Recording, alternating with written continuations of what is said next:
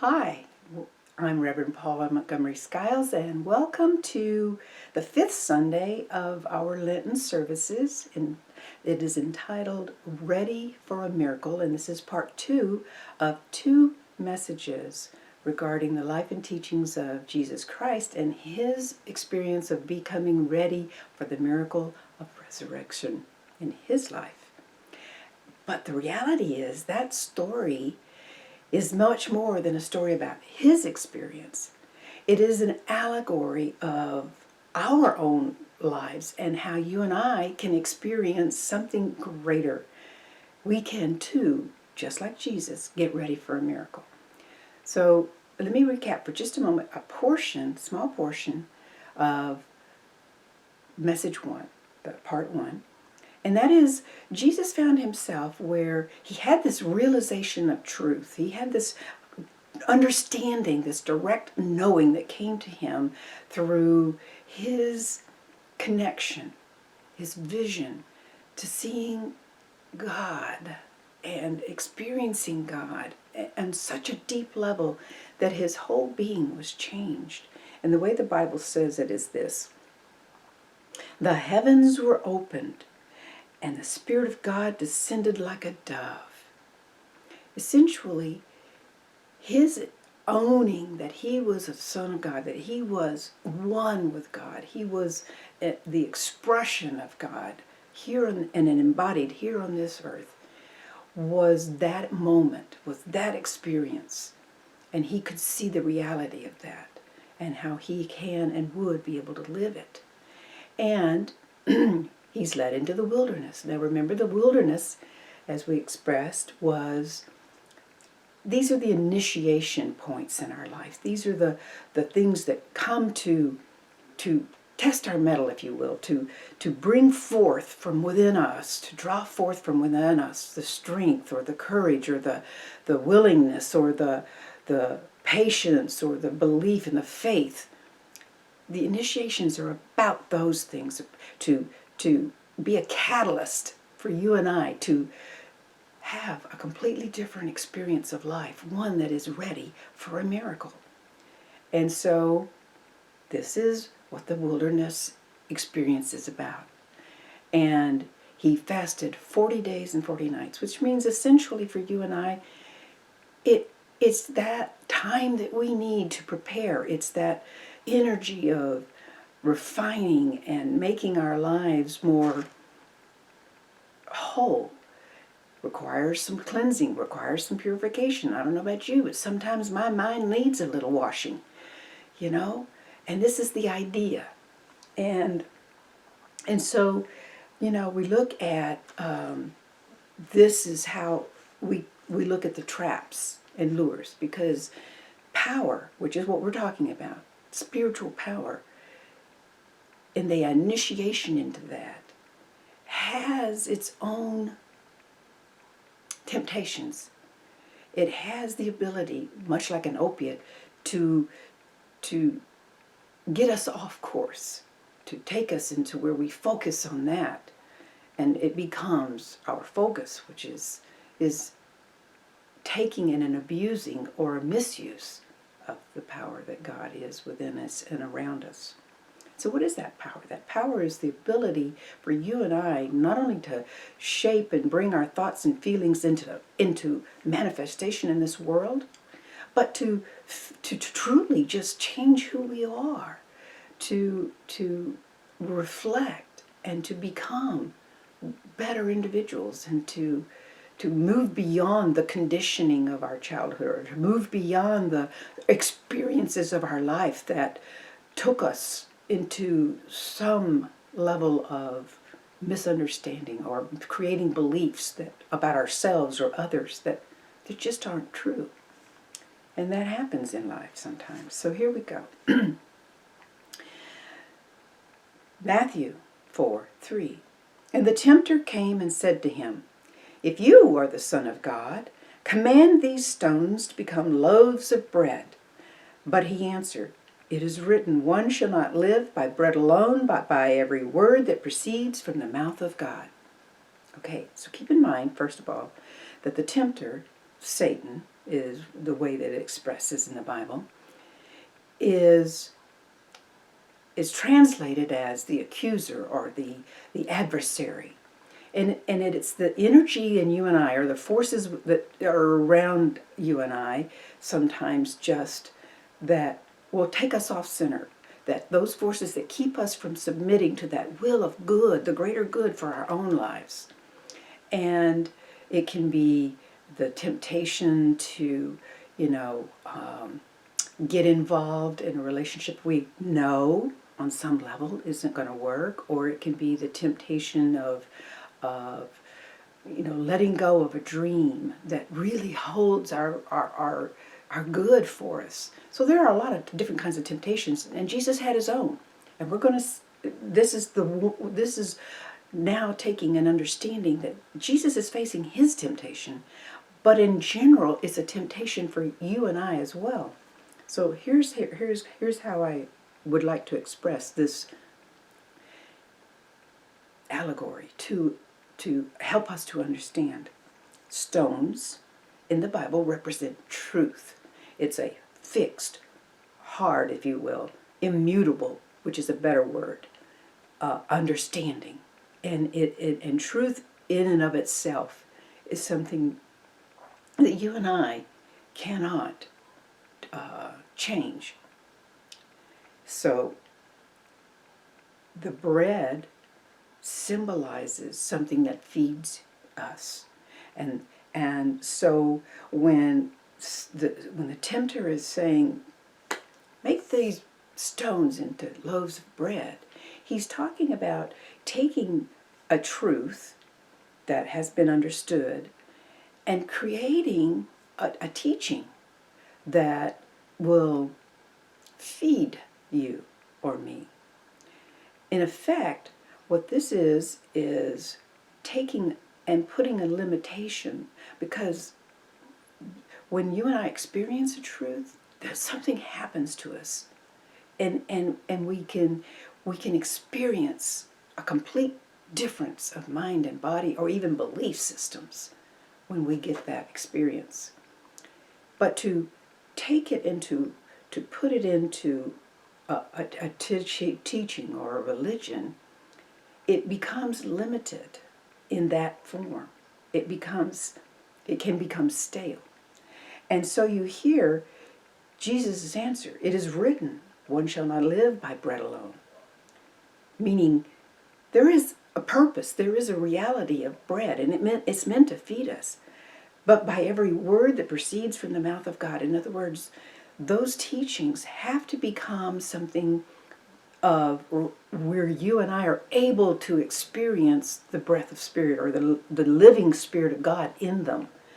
And it cannot be just a moral teaching. It cannot be just something that's supposed to make our character better or things like that. It's to take those places in us of arrogance, or those places in us of ignorance, or those places in us of unwillingness, and through the mouth of God, in other words, that energy of Spirit that quickens us, there is a living reality to that bread, to the stone.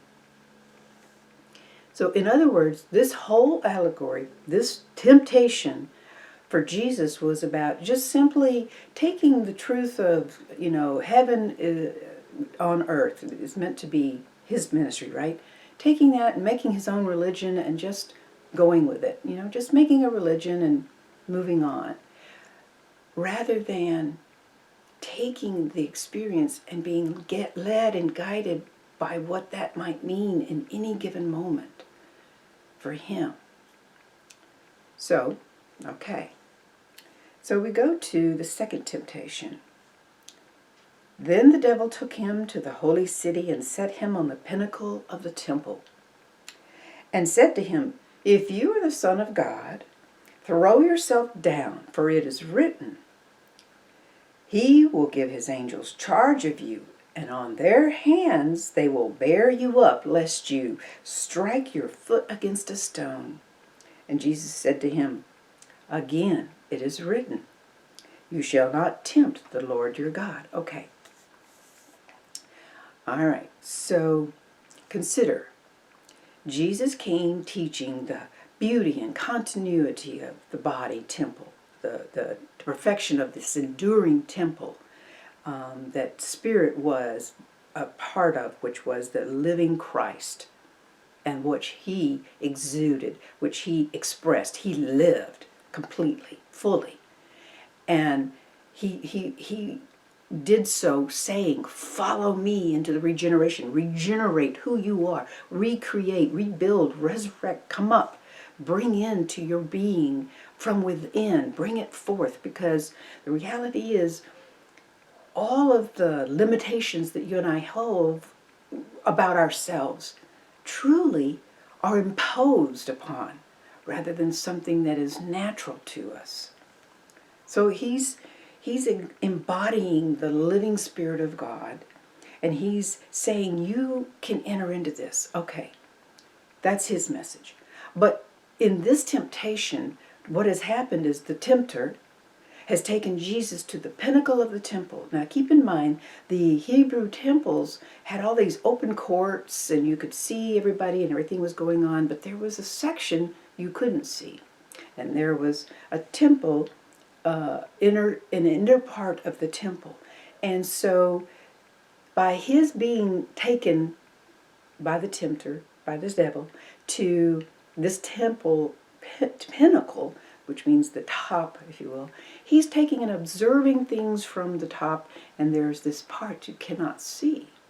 But there's this, this understanding that this is where he's at. And so this is, in essence, it is the purely a surface observation, or the surface living, if you will, of something, observing this temple, and saying, there's no reason for purifying or anything, because in the temple, in order to go into the place that was unseen, to the place that was not an open court, you had to sacrifice and you had to become cleansed and worthy of being within that space. And what his being at the top of the pinnacle is there was this moment where Jesus was looking at his own consciousness, and essentially he's saying, I can take what I am and who I am, and I don't have to make any sacrifices. I'm okay. There's no healing I need to do. I'm good. And what he's recognizing and he's owning is that the idea you should not tempt the Lord your God, tempting providence, in a sense, is trying to make God over into who or what you want God to be. And that isn't possible, essentially, because it's saying, I don't want to live what faith really means. It's a fixed and an immutable expression of God. I want God to be different. Faith needs to be something else. Or it's saying, I don't have the willingness to live what love truly is. I'm not willing to sacrifice or let go of my stuff in order to love someone who seems unlovable. Those kinds of thoughts, if you can understand what I'm saying. And so he's saying, you shall not tempt the Lord your God, meaning you can't change what God is. God is love. God is faith. And God is the expression of strength and beauty and joy. And God is the expression of love. All those immutable principles of being, they are unchangeable by anything you and I are or can experience. So let's go on, and he brings us to the third temptation. Matthew 4:8. Again, the devil took him to a very high mountain and showed him all the kingdoms of the world and the glory of them. And he said to them, all these I will give to you, if you will fall down and worship me. And then Jesus said to him, Begone, Satan, get thee behind me. And it is written, you shall worship the Lord your God, and him only shall you serve. Okay, here it is. That's the third and final temptation. But it is a biggie, not only for Jesus, but for you and I as well. Because remember, this story is an allegory. And it's relevant to things you and I experience in our own lives. High mountain is generally, in any high mountain story within the Bible, it represents a state of mind where we're resting in spirit for inspiration and renewal. And we experience that sense of connecting. And it's that elevated and excited and euphoric sense, a true euphoria. And so the analogy becomes a state where Jesus is filled with this euphoria of how this power can achieve material wealth beyond possible dreams that he has held. He could have and manipulate people and control situations. How many of us have wanted to control everything in our life for quite a while, you know? It's the same kind of thing. He's taken by the devil to this high mountain, so he's not taken into that experience where he is in connection with spirit on this. He is taken through this euphoria and excitement of, you know, here's what's possible. I could have all this, and I could rule over people, and I could set myself up as, you know, emperor, or whatever, you know, however we can think of it. Some people think of it as a king, those kinds of things. But he sees within himself that moment and goes, no, absolutely not. And he affirms his choice is to serve God, because what he says and he owns in that moment is God is the source. And anything that you and I put our adoration to, our attention, so to speak, like material wealth, or if we're focusing on that's what we're about, that is the same as worshiping the devil. In other words, those things that take us, the temptations that take us away from experiencing the will of good. Because that is what Jesus saw, is God is my source. None of those things out there, nothing out there, is an expression less than the good that I can have, but all that I need will be given me through Spirit, and trusting God to do that. And that means he's going to put his attention on living that experience of God. So how are you doing right now? I mean, how do you see this relating to you and I? Because I have come to an understanding that, you know, the power to have and master my own, which is how I see Jesus as a master teacher, my own thoughts, and establish this wholeness within my being, to me that's a pretty incredible experience. And you know, the idea comes, well, if I've got all this power, I can do anything I want, right? Yeah and no. Yes, creative power is omnipresent, and we can do anything we want for a period of time. But when we are coming from that power with purely selfish ends and means, and that flow of energy is simply moving through us, and we're creating hurt or harming others in the process, there is where you and I come into a point where our being will hit a wall. And I don't necessarily mean the obstacles that we mean in life, but this wall within ourselves of recognizing something. And for many of us, it's called a crucifixion experience, where everything can break down and will. You know, there is this wonderful expression in this country and western lyric says, when you find yourself go through hell, keep on going. And that's kind of the sixth experience, is that hell experience if we continually misuse and abuse the creative power. Is we find ourselves in a consciousness, not necessarily in a space, but a consciousness where we're miserable, and our whole being is, we can't find joy, and we certainly can't even pay for it.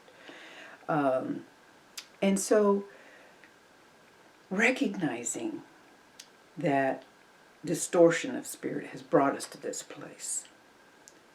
Many of us can feel helpless. Many of us can feel there's nothing I can do. Louise Hay says it this way: you have the power to heal your life, and you need to know that. We so often think we are helpless, but we're not. We always have the power of our minds. Claim and consciously use your power. Then is where Jesus comes with, get thee, be gone, Satan. Get thee behind me. I'm done with that. And what he's done is he's saying, I see this energy for what it is and where it's going to lead, and I am not going there. I don't need it. I don't want it. I have something better. And it goes on, and he says, I'm going to use my creative energy and move on. I'm going forward. You get behind me. I'm going on.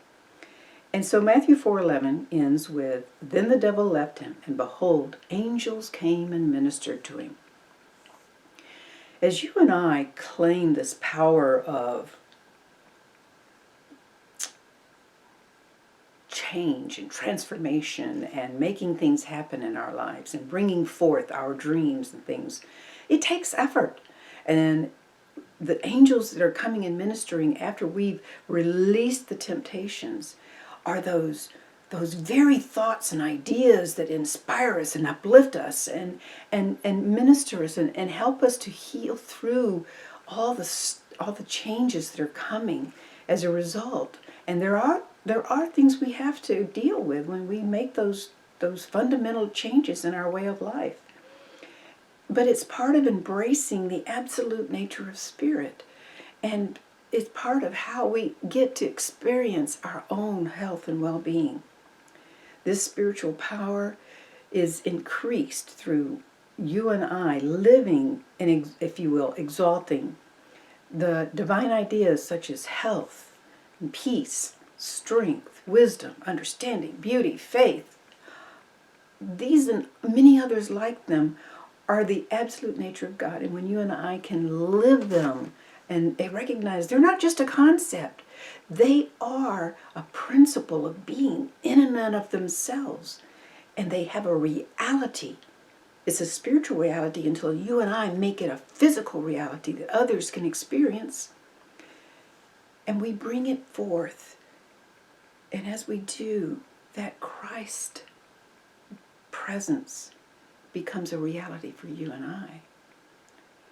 And we get ready for a miracle. Or 3. There is a sacred trust involved in creating this type of miracle in life. I recognize that sometimes in my life I have had moments, understandings, deep, and they've changed me. And of course there's stuff I've had to deal with, because then comes up all the stuff, all the temptations of, da-da-da-da. And I can make up all kinds of excuses. I don't know about you. But this is a time in which we have to walk our talk. And the truth is, I have stumbled.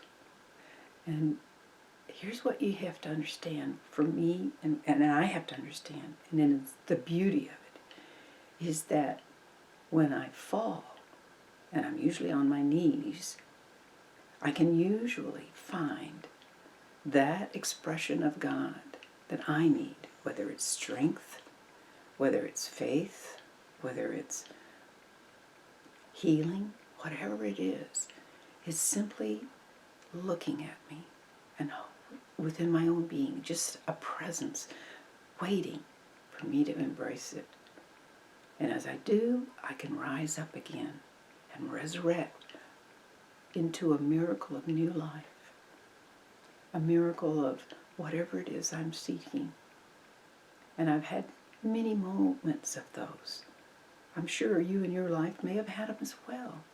I may not be able to tell you anything new. Maybe I'm just simply giving words to something you've experienced.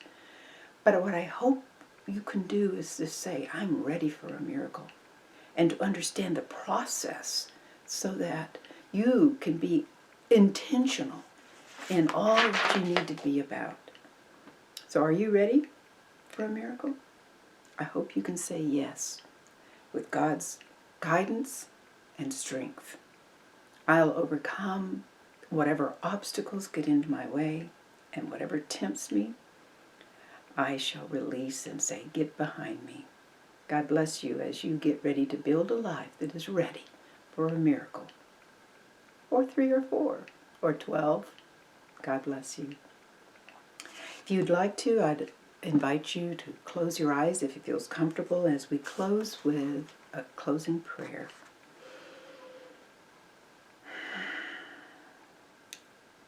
Precious Spirit, thank you for filling us with your power, that we may use that power for good.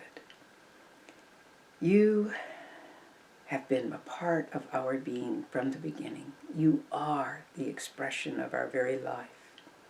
You are the divinity within us that gives us the capacity to draw upon all your essence, to notice discord, or to notice when our life or intentions are out of sync with your being. And your strength and your wisdom, we call upon it. Your will to direct our lives towards the good that we are and to be about. Thank you for informing my thoughts and helping me to grow through these things and greater. Thank you, Spirit, that your power is the power that I use to live, move, and be ready for a miracle. Amen. God bless you.